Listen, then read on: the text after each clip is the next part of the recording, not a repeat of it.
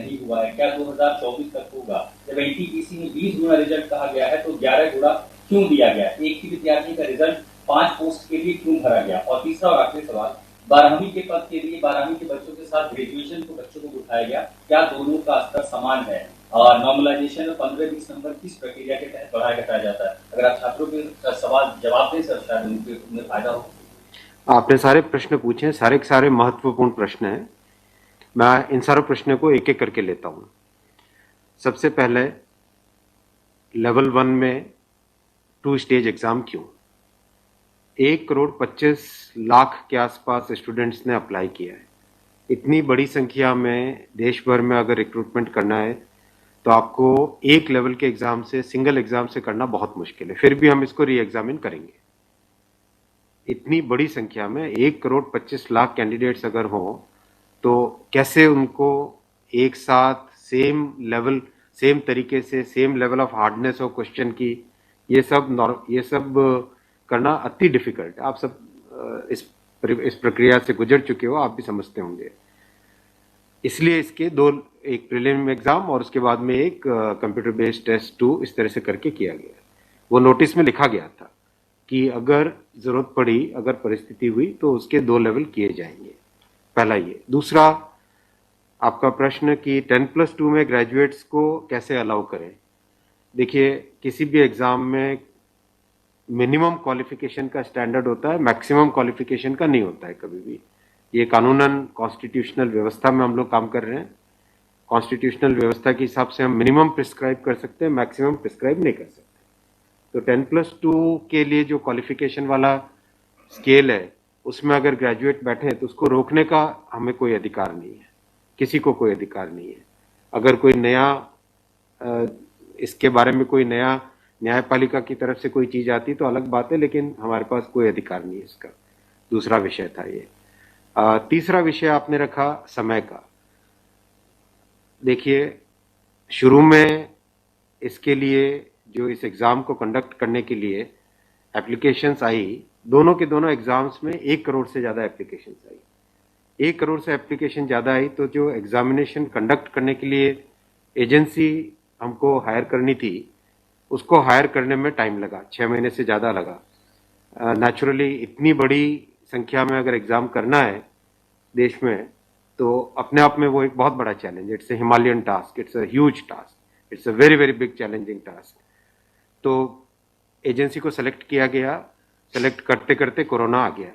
Corona के phase में देरी हुई, लेकिन फिर भी डिस्पाइट कोरोना तुरंत दिसंबर 2020 में एग्ज़ाम की प्रोसेस चालू हुई। एग्ज़ाम की प्रोसेस चालू हुई और despite second wave of corona फिर भी एग्ज़ाम किया गया with all the precautions, all the safety things करके इसको लाए। जो दूसरा वाला ग्रुप बी का एग्ज़ाम है, उसमें कैट में चले गए थे बच्चे, क्योंकि करीब 5 लाख के आसपास एप्लीकेशंस ऐसी थी जिसमें फोटोग्राफ प्रॉपरली मैच नहीं हो रहा था।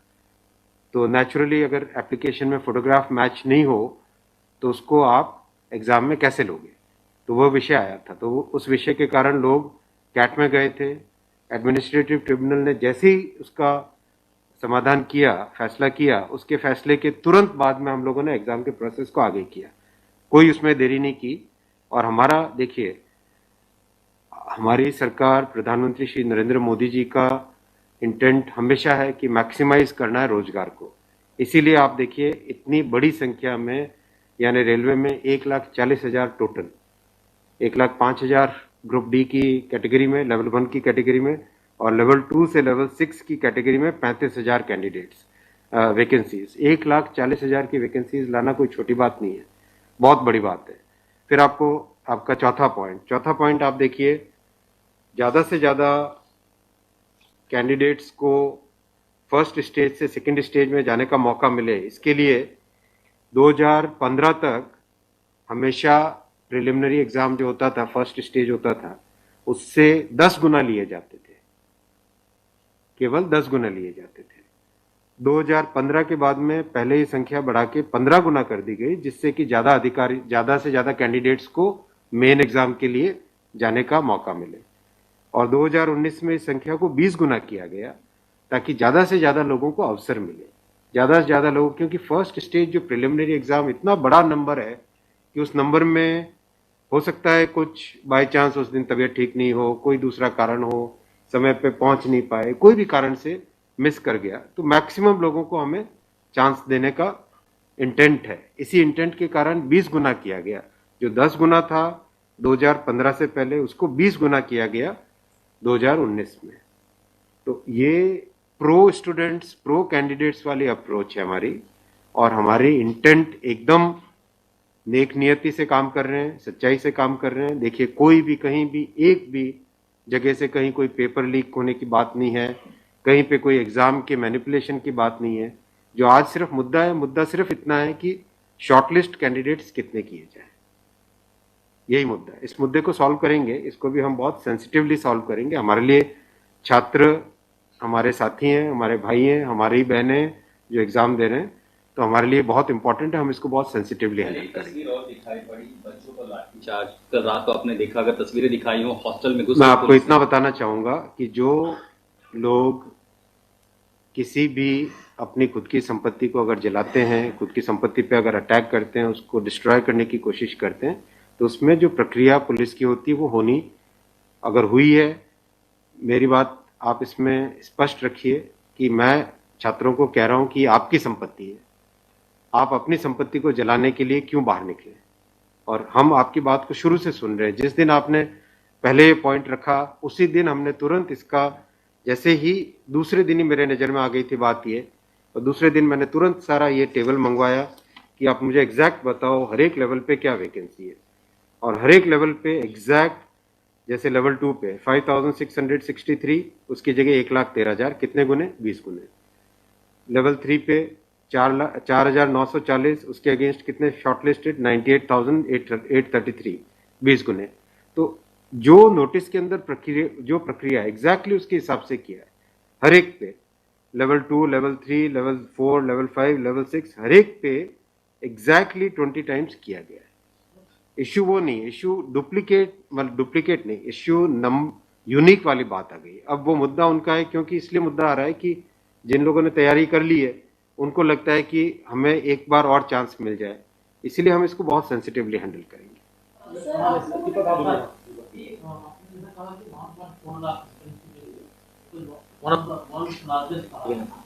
As of now, how many recruitment has happened, and by when all these things will be done? Because it was announced. यही तो रिक्रूटमेंट चल रहा है। देखो, इतना मैसिव, मैं आपको पूछूं कि वर्ल्ड का सबसे बड़ा एग्जाम कौन सा है?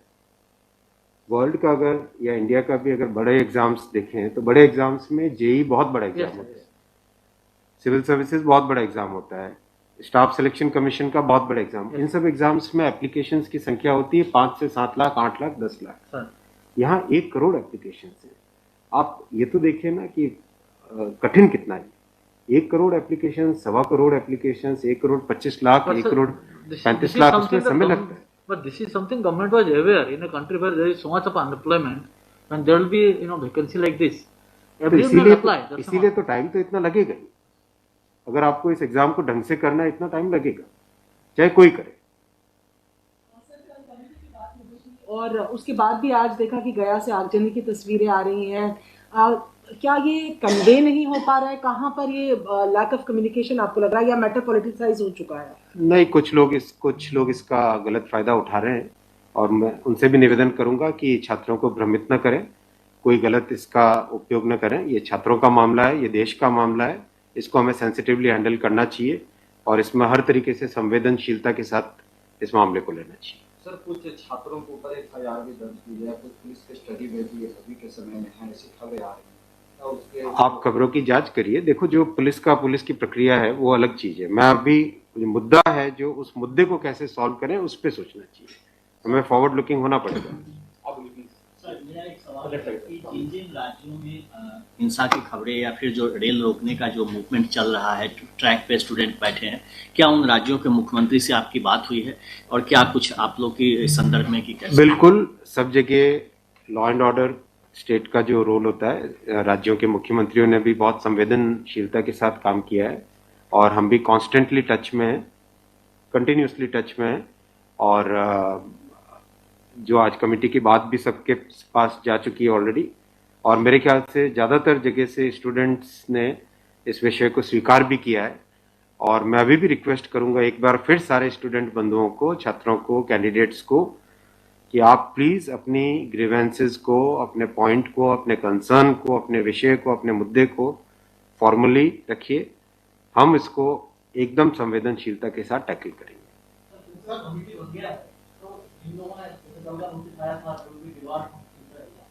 Will that also be considered because they did not know that this is going to happen? नहीं, देखो, कमिटी एक बहुत ही सीनियर ऑफिसर्स की है और ये कमेटी हर चीज को, जितने भी मुद्दे इसमें आएंगे और हर एक मुद्दे को जल्दी से जल्दी, इसमें कमेटी का टाइम लिमिट भी दिया। कितना टाइम दिया हमने? टाइम लिमिट 4 मार्च तक। जो कमेटी की रिपोर्ट आने का क्या मतलब, जल्दी से जल्दी हमारा एम है कि इस मुद्दे को बिल्कुल भी डिले न करके जल्दी से जल्दी सॉल्व करें। 16/2 तक सारे के सारे कैंडिडेट्स अपने कंसर्न सबमिट कर सकते हैं। 3 वीक्स टाइम दिया। I think that's a reasonable time. इससे ज़्यादा टाइम देने की ज़रूरत नहीं है। और कमिटी अपना सारे कंसर्न्स को एग्जामिन करके रिकमेंडेशंस देने का टाइम 4 मार्च दिया गया। तो कोशिश करेंगे उससे पहले अगर हो जाए, 4 मार्च से भी पहले अगर हो जाए। डिपेंड करेगा कि कितने रिप्रेजेंटेशंस आते हैं। और मोटे मोटे मुद्दे तो अभी आ चुके हैं पब्लिक में सबके, इसलिए मुझे नहीं लगता है कि इसमें बहुत ज़्यादा टाइम लगेगा। मुद्दे हैं वो आपकी नॉलेज में आ गया है, मोटा मोटी सही आ गया है।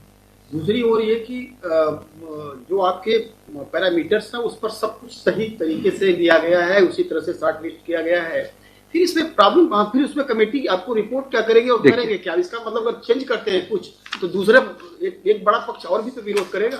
हाँ, ये इसीलिए तो मैं आपको देखो बताऊं ना, एग्जैक्ट किसी भी लेवल पे नोटिस में जो लिखा था कि 20 गुना कैंडिडेट लेंगे, अगर आपके सामने टेबल रखा हुआ है, 5,663 की जगह 1,13,000 यानी 20 गुना, 4,940 के लेवल 3 में 98,833 20 गुना, 161 के अगेंस्ट 3223 20 गुना, 17,393 347 3,47,676 20 गुना, 7,124 वैकेंसीज के अगेंस्ट 1,42,413 20 गुना। एग्जैक्ट 20 गुना है हर एक लेवल का। अब स्टूडेंट्स क्या कह रहे हैं कि जिन कैंडिडेट्स ने एक से ज्यादा लेवल में क्वालिफाई कर दिया है, राइट जी, उसके कारण सपोज मान लीजिए लेवल 3 में जो लेवल 5 का कैंडिडेट है वो भी क्वालिफाई हो गया है जी, तो वो लेवल 3 में कोई एक कैंडिडेट को जो क्वालिफाई नहीं हुआ है, उसे लगता है कि अगर उसको यूनिक के हिसाब से काउंट करते तो शायद उसको भी एक मौका मिल जाता मेन एग्जाम देने का। बराबर है, ये मुद्दा है, मुद्दा ही है। अब जो नोटिस इनवाइटिंग एग्जाम है, एग्जाम का जो नोटिफिकेशन होता है उसकी एक सैंक्टिटी है, वो कोर्ट का मैटर है, वो लीगल मैटर हो जाता है। एग्जैक्टली उसके हिसाब से किया गया एग्जाम का, एग्जाम को उसी हिसाब से कंडक्ट किया गया, उसी हिसाब से शॉर्टलिस्टिंग की गई। अब जब ये मुद्दा आया है तो इस मुद्दे को सॉल्व करने के लिए कोई ना कोई तो तरीका निकालना पड़ेगा, राइट? तो आपका जो प्रश्न है, आपका प्रश्न वैलिड है कि क्यों है। आपके सामने डेटा सामने रखे हुए हैं, डेटा आप सबके सामने है, बिल्कुल एग्जैक्ट डेटा है कोई, और ये डेटा हमने पहले दिन ही दे दिया था। जो टर्म कंडीशंस ऑलरेडी जब पब्लिसाइज किया जाता है, कोई पोस्ट होती है तो उसके लिए टर्म कंडीशंस ऑलरेडी पहले से घोषित होता है, उसके आधार पर ही ये सब कुछ किया गया होगा। हाँ बिल्कुल। फिर एक कमेटी या आपको कुछ रास्ता आप नहीं दिख रहा है क्या? ये जो कमेटी रिपोर्ट देगी क्या उसके अगेंस्ट देगी जो आपके टर्म कंडीशंस पहले वाले थे? बात वही है ना कि आपकी बात तो फिर लोग कोर्ट जाएंगे। हाँ, बात वही होगा जो नहीं, अपने को तरीका ऐसा सॉल्व करना पड़ेगा, कोई तो ऐसा तरीका निकालना पड़ेगा जिससे कि जो लोग शॉर्टलिस्ट हुए हैं उनका भी करियर इफेक्ट ना हो, उनके प्रोस्पेक्ट्स भी कमजोर ना हो, और जो लोगों की ग्रीवेंस है उस ग्रीवेंस को तो एड्रेस करना पड़ेगा ना। छात्रों का मुद्दा है और लोगों ने अगर ग्रीवेंस रेज की है तो हमारी ड्यूटी है कि उसको हमें एड्रेस तो करना पड़ेगा ना।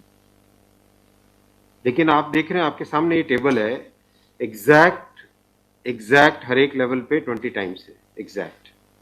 ये आप टेबल आप सब लोग देख लीजिए। और ये हमने जैसे ही शॉर्टलिस्टिंग हुई, कुछ लोगों ने मुद्दा उठाया, तुरंत मैंने आरआरबीज को क्लियर बोला था कि ये एग्जाम हमारी तरफ से एकदम ट्रांसपेरेंटली होना चाहिए और हर जगह एग्जैक्ट ये सब नंबर्स रखे गए। एक सवाल अगर आपको धन्यवाद। ठीक है, थैंक यू सो मच।